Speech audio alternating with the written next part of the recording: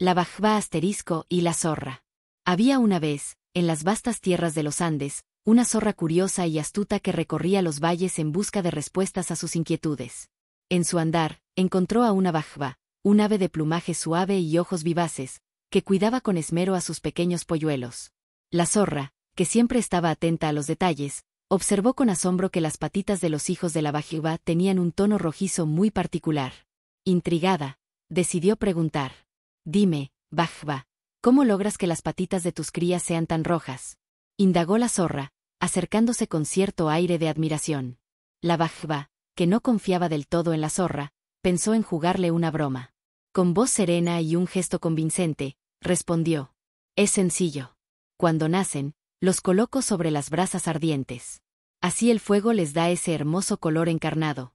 La zorra escuchó atentamente y quedó fascinada con la idea.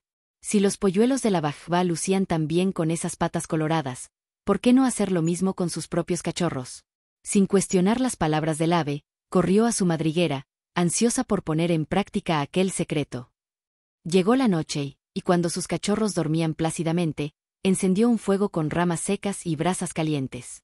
Con mucho cuidado, los levantó y los depositó sobre el ardiente lecho, esperando verlos con unas patas tan hermosas como las de los hijos de la Bajva. Sin embargo, en lugar de embellecerse, los pequeños comenzaron a gemir de dolor. La zorra, al notar que algo iba mal, intentó sacarlos, pero era demasiado tarde. Las frágiles criaturas no resistieron el calor y pronto dejaron de moverse. En un instante, solo quedaron cenizas y un profundo silencio en la madriguera. Al darse cuenta de lo que había sucedido, la zorra sintió una mezcla de dolor, rabia y vergüenza. Se había dejado llevar por su deseo de mejorar algo que no necesitaba cambio alguno. Sus hijos eran perfectos tal como eran, pero en su anhelo de imitar a la Bajva, los había perdido para siempre. El dolor se convirtió en furia, y con el corazón ardiendo de ira, decidió buscar a la Bajva para hacerla pagar por su engaño. Se lanzó a la carrera, siguiendo el rastro de la astuta ave que, previendo el peligro, ya había tomado precauciones. Cuando la zorra llegó al claro donde la había encontrado por primera vez, no vio más que plumas dispersas. Miró a su alrededor, y en la distancia, alcanzó a divisar a la Bajva, quien había cruzado el río con sus polluelos escondidos bajo las alas.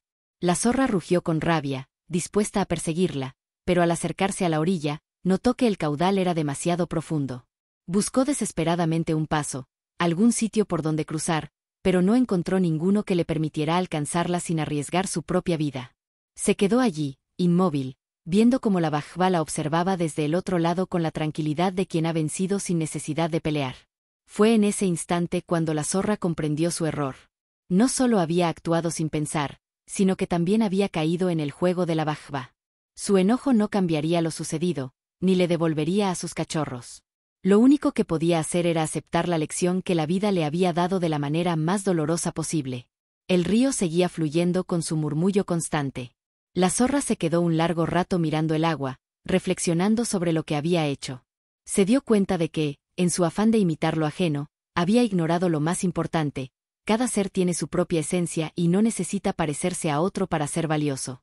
Aquello que la naturaleza nos ha dado tiene su propio propósito y tratar de cambiarlo sin entenderlo puede traer consecuencias irreversibles. Suspiró, con el peso de la tristeza en el pecho, y emprendió el camino de regreso.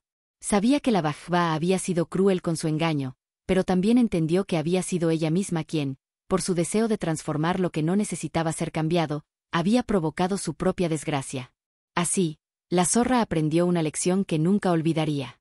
Desde entonces, nunca más intentó imitar a otros sin comprender el verdadero significado de lo que veía. Y, aunque su pérdida fue irreparable, su historia quedó como enseñanza para aquellos que buscan ser algo que no son, sin darse cuenta de que la verdadera belleza está en aceptarse a sí mismos. Este cuento nos deja una gran enseñanza. A veces, en nuestra búsqueda por mejorar o parecernos a otros, olvidamos que ya poseemos un valor único. No necesitamos transformar nuestra esencia para encajar en ideales ajenos. La verdadera satisfacción y paz llegan cuando aceptamos quienes somos y aprendemos a valorar lo que tenemos sin compararnos con los demás.